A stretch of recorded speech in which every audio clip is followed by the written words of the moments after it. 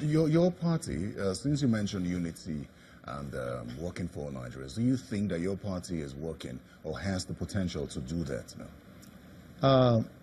These things are never done overnight, but I have come in.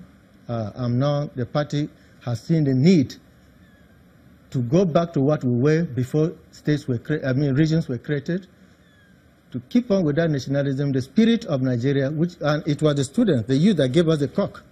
And when ABGA was re-established after the military regime, the Ojukwu, who was also an ex-student of King's College, brought back the cock, which is a symbol of, which is crowing to wake us up from slumber, to be a nation. And we've been working hard. Now that the party wants to do what we started to do in 1944, they have brought me as a presidential candidate from the Middle Belt, and we are going to unite this country.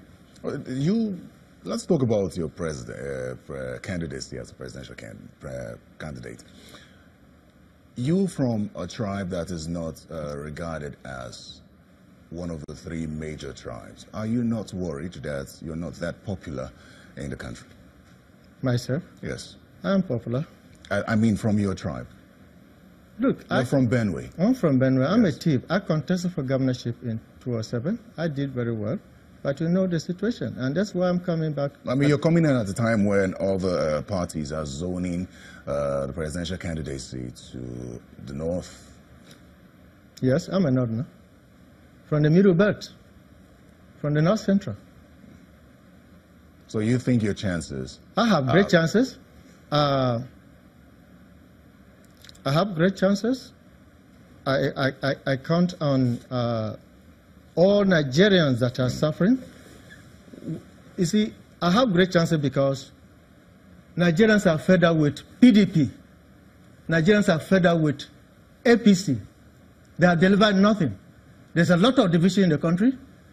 A lot of Nigerians are being killed all over the place. The Fulani herdsmen are being killed. Farmers are being killed. People are being kidnapped. There's a lot of hunger in the country. Nigerians are fed up. They can't deliver. What is PDP and APC and whoever they have not been able to deliver. We are the poverty capital in the whole world. We are the most, apart from a few, two or three countries, Nigeria is one of the poorest countries on earth. And God has given us so much. What is happening? What have our leaders been doing all this time? That's why I've decided to come in. I'm coming in to save the nation from... Let's talk about your 5-point agenda. You mentioned true federalism, social reconstruction and security, and you also mentioned economic reconstruction, youth and women empowerment as part of your agenda. What's your idea of true federalism? True federalism, most people who talk about restructuring Nigeria, they emphasize going back to the regions or a political restructuring. But my own restructuring, which is approved by ABGA, is based on economic entities that are viable, that are sustainable, and are competitive to provide jobs for our teeming youth and our women. Those who succeed will then help those who don't have, will be taxed somehow, and what we tax from them will not be used to take care of the needy, those who have not been able to come up. But through federalism, each economic entity will make use of its own resources to develop its own people. And the proceeds, what they get, the nation will decide what percentage will be paid to the center. Since we're talking about state police, where do you stand? I beg your pardon, since we're talking about restructuring, where do you stand on state police? No. The state police, what we call the state police security, the federating units will be responsible, largely responsible for their security, even for power generation. We are not going to depend on the central distribution of power. We allow the federating units to generate their own electricity.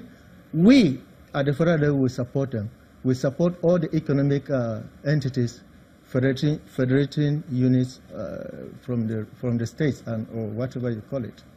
Well, but there are states that have come forward to say that financing state police might be a problem. You don't think that's also something that should be looked into? We will help. The security will still remain largely with the center. The military will never go down to the federating units. It will always be there as commanded by the commander-in-chief. The police will be decentralized. We will not leave the federating units alone because our policy is no one will be left behind. So we will assist states that cannot come together. And when we do this, the states or whatever units, federating units, will now learn to cooperate with one another. We are not cooperating. We are all dependent on sharing the cake instead of baking the cake. When we decentralize to federating units, the states will now be baking the cake instead of coming to the center to take away from the center to the states. We are now lazy. People are lazy. Nigerians are lazy because everybody is waiting on this oil revenue, which is distributed by the federal government, instead of generating what they have at the local level to look after themselves. So we will encourage Nigerians to start baking the cake rather than sharing. That is why there's serious corruption, and that's why there's failure in governance in Nigeria. And that is why we are the capital of the world poverty in the whole world. Very well. I think we have a lot to talk about that. We'll also talk about your youth inclusiveness and more about your party manifesto with regard to education, yes, and yours also. We'll do that after the break. Please stay with us.